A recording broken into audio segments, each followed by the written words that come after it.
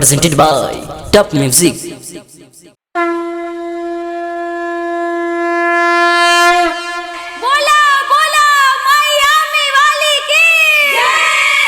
Mixed by Kolu Aishwarya.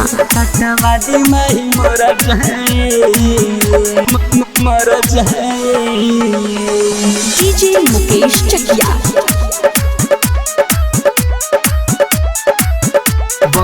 से कटवादी माही मर जाए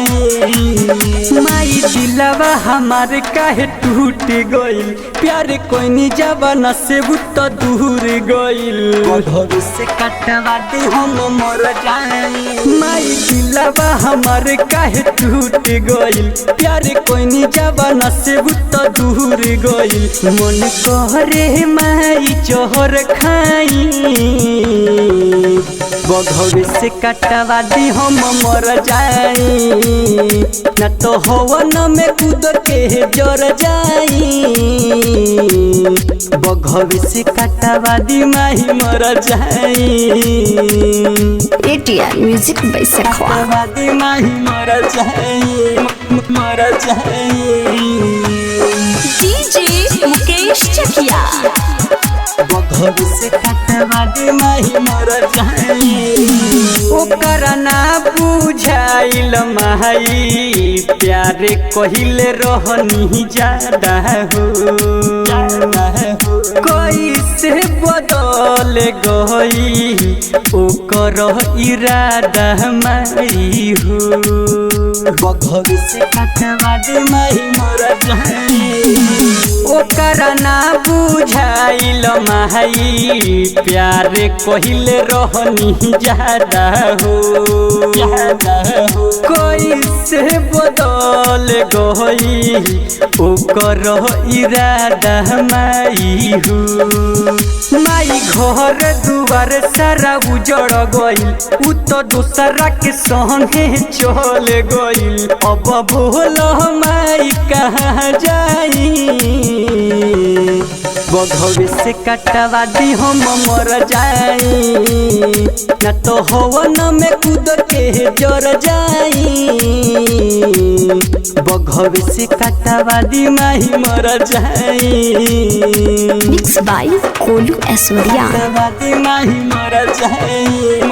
मर जाई DJ Mukesh Chakia. बघवे से कटवा दी माही मर जाई रंजित राही गिरल तुहारा चरण में माही हो गोलू सुमन खियावे जोहर दबाई माही हो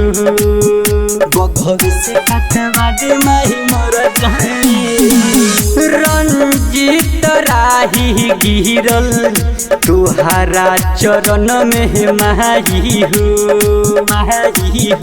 गोलू सुमन खियावे जोहर दबाई माही हो